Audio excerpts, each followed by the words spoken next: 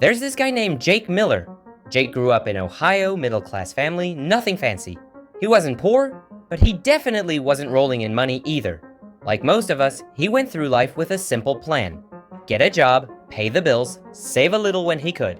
When Jake was 22, fresh out of college, he discovered this thing that every personal finance nerd won't shut up about: compounding interest.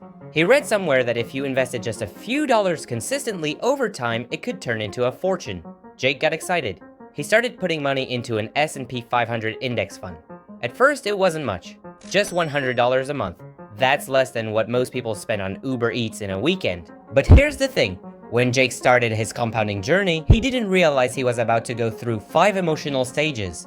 These 5 stages explain why most people quit before they ever see results, and why a very small percentage of people end up rich while everyone else stays stuck. This is Jake's story, but honestly, it could be anyone's story. It could be you, me, or your neighbor who still drives that 2009 Toyota Corolla. Because compounding doesn't care about who you are, it only cares about time, patience, and discipline. So let's break down these 5 stages of compounding and why most people never make it past stage 3. Stage 1. The excitement phase. When Jake first learned about compounding, he was pumped. He watched YouTube videos of Warren Buffett explaining how time in the market beats timing the market. He read articles showing how just $100 a month invested for 40 years could make you a millionaire. It felt like he had discovered a secret cheat code for life. The math looked so simple. Jake pulled up a compound interest calculator online, typed in $100 a month, 10% annual return, 40 years, and boom, $584,000. If he bumped it to $500 a month, it showed over $2.9 million.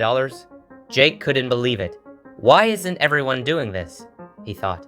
So he opened a brokerage account, set up his first auto deposit, and bragged to his friends at the bar that he was officially an investor. They rolled their eyes. One of them laughed and said, "Bro, we're 22. Let's just enjoy life." But Jake didn't care. He was motivated. He was ready. And for the first year, he checked his account religiously. $1,200 turned into $1,280. Then $2,400 turned into $2,700. His money was actually growing. Stage 1 feels incredible. It feels like progress. But here's the catch. The numbers are still tiny. And that's where most people start to lose steam. Stage 2, the boring middle. After a few years, reality sets in. By 25, Jake had invested about $6,000. The account showed maybe $7,500. Not bad, but not life-changing. Meanwhile, life got expensive. Student loan payments kicked in. His girlfriend wanted to travel. His car needed repairs. Every month, when Jake put $100 into his account, he started wondering if it was even worth it. Because here's the uncomfortable truth. Compounding works best with time, but in the beginning, it feels painfully slow. This is where people get bored. They stop checking their accounts, or worse, they stop investing altogether. Jake was tempted to. Some months he skipped his deposits. He thought, what's the point? I only have $10,000 in here after years of trying. That doesn't even buy me half a Tesla. And this is exactly why the average American doesn't build wealth. It's not because they're lazy. It's because the middle stage feels like nothing is happening. Think about it. If you started a diet and worked out for 6 months but only lost 2 pounds, you'd probably quit too. The same psychology applies to money. But here's the difference. Compounding is exponential, which means the boring middle is actually the most dangerous stage. If you quit here, you'll never see the magic. Stage 3. The doubt and comparison trap. By his early 30s, Jake had been investing for nearly a decade. His portfolio had grown to about $50,000, which, let's be honest, is solid. But his friends? They looked like they were way ahead of him. One bought a brand new BMW, another put a down payment on a house, some were traveling to Europe, flexing on Instagram with pictures in Paris and Greece. Meanwhile, Jake was still renting a small apartment, driving his used Toyota, and eating Chipotle instead of going out to steakhouses. This stage hits almost everyone. The comparison trap. Jake felt doubt creep in. Maybe I'm missing out. Maybe investing slowly is dumb. Maybe I should just take this $50,000 and buy a nicer car or crypto or something that actually feels exciting. And this is where most people quit. They either cash out for instant gratification or they chase high-risk short-term plays like crypto in 2021 or meme stocks in 2020. But here's the reality. Jake's friends with the BMW, they had a fat monthly car payment. His buddy with the house, drowning in mortgage and property taxes. The Instagram travelers. Credit card debt. On the outside, they looked rich. On the inside, they were broke. Jake didn't realize it yet, but by staying the course, he was building something none of them had: true financial freedom. Stage 4, the breakthrough. Around 40 years old, Jake experienced the moment every long-term investor dreams about. His portfolio hit $500,000, and that's when the numbers started to snowball. See, for the first 10 to 15 years, most of Jake's growth came from his contributions. He was adding money manually, and the growth was small. But now, his investments were generating tens of thousands of dollars on their own, without him lifting a finger. He checked his account one day and saw it had grown by $40,000 in a single year.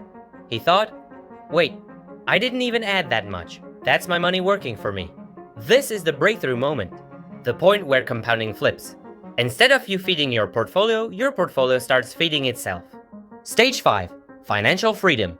By the time Jake turned 60, his portfolio had crossed $5 million. Not because he won the lottery, not because he found the next Tesla stock, not because he was some genius investor, but because he stayed invested through the boring years, through the doubt, through the comparisons. He reached the final stage, financial freedom. Jake no longer worried about bills. He no longer stressed about retirement. He had the choice to work if he wanted or to walk away. He could help his kids, donate to causes he cared about, and live life on his terms. And all of it started with $100 a month. Compounding is not exciting in the beginning, it's not glamorous, and it's definitely not fast. That's why most people quit in stage 2 or stage 3. But the tiny minority who stick it out, they get to experience stage 4 and stage 5, the point where your money works harder than you ever could. The truth is, compounding is less about math and more about psychology. It's about patience. It's about resisting the urge to give up when it feels slow or to chase shiny objects when everyone else looks richer than you. If you can survive the boring middle, the breakthrough will come. Jake's story is fictional, but the math isn't. $100 a month for 40 years at a 10% return really does add up to over $500,000. $500 a month adds up to millions. You don't need a six-figure salary. You don't need to pick the next Amazon stock. You just need consistency and time. The question is, which stage are you in right now? Because if you can push through stage 2 and 3, your future self will thank you. So start today. Even if it's just $10, $50, or $100 a month, don't underestimate the power of small, consistent actions. Because one day, you'll look back and realize the best decision you ever made was simply not quitting.